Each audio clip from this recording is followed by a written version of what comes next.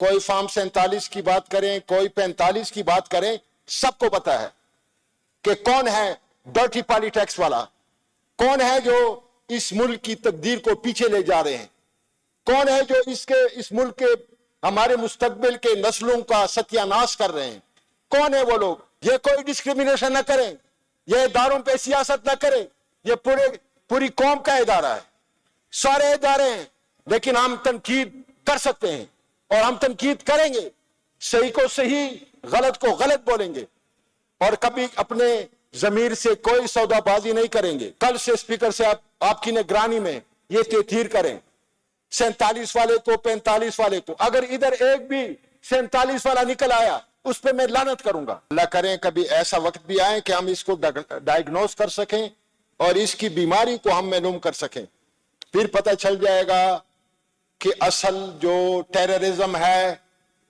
جو بے ترتیبی ہے، جو ابتری ہے، جو ڈسٹربنس ہے، جو ڈسٹرکشن ہے، جو بدحالی ہے، اس کا بھی پتہ چل جائے گا۔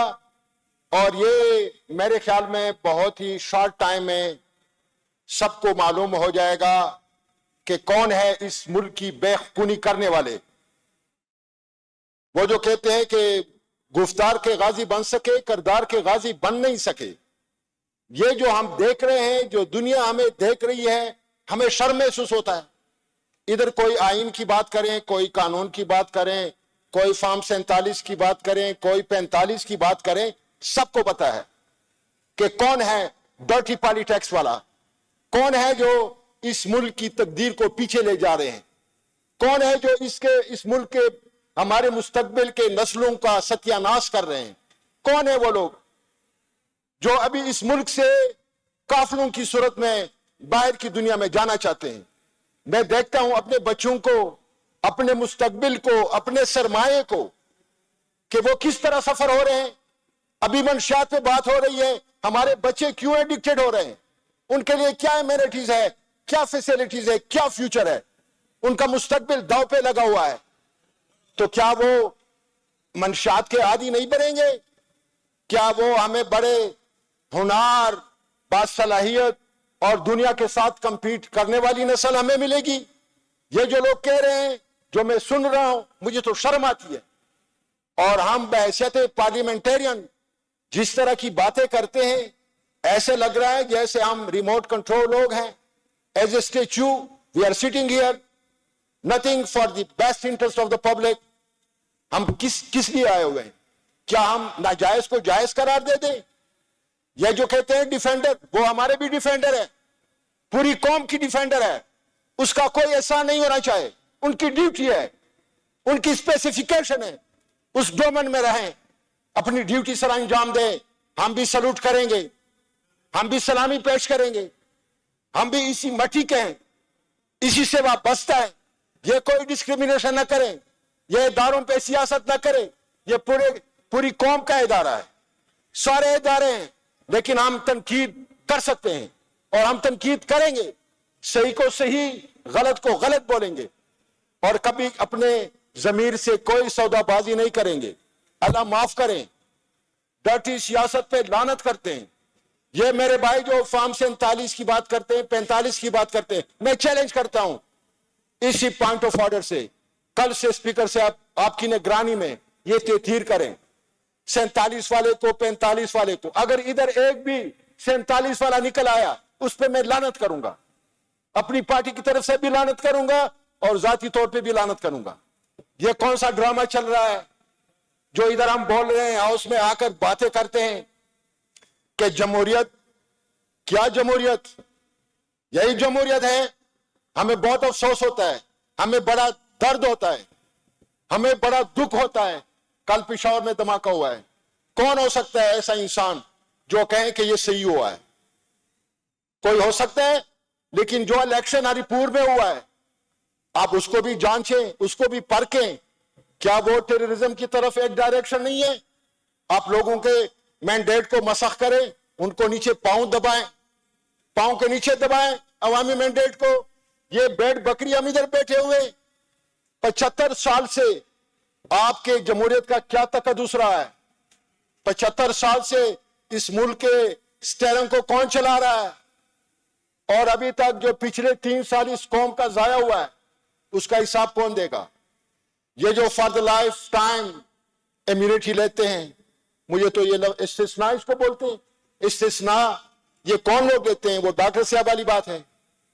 اگر میں پارسا ہوں، میں صاف ستھرا ہوں، تو مجھے کیا ضرورت ہے کہ میں امیونٹی لے لوں، استثناء لے لوں؟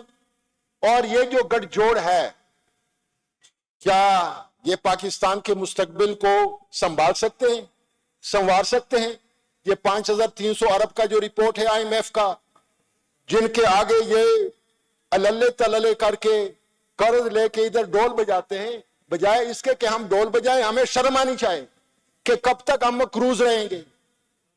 یہ جو ادھر اپوزیشن والے صوبائی حکومت پہ تنقید کرتے ہیں، تنقید کریں، تعمیری کریں، اچھی تنقید کریں، اصلاح والی کریں، ہمیں بھی کوئی راستہ ملے، لیکن تنقید برائے رینٹ ایسی تنقید نہیں ہونی چاہیے۔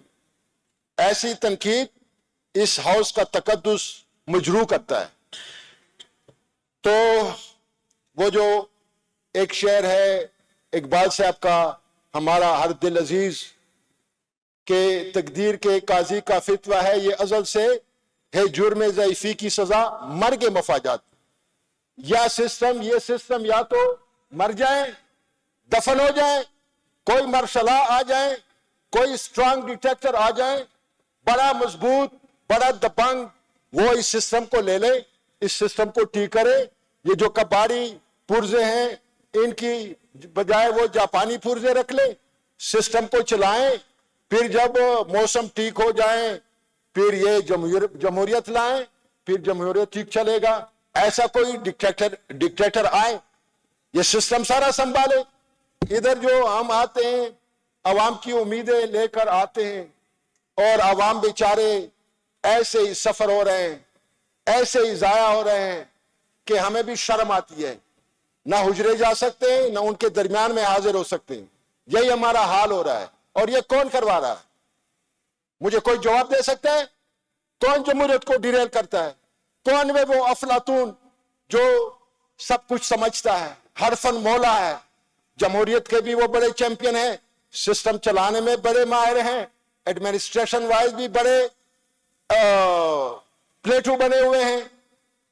تو یہ جو ہاؤس ہے، یہ جو نمائندگی ہے، 4.5 کروڑ عوام ہے، اور وہاں پر جو لوگ بیٹھے ہوئے ہیں، کم از کم ان کی طرف تو کوئی انگلی اٹھ جانی چاہے۔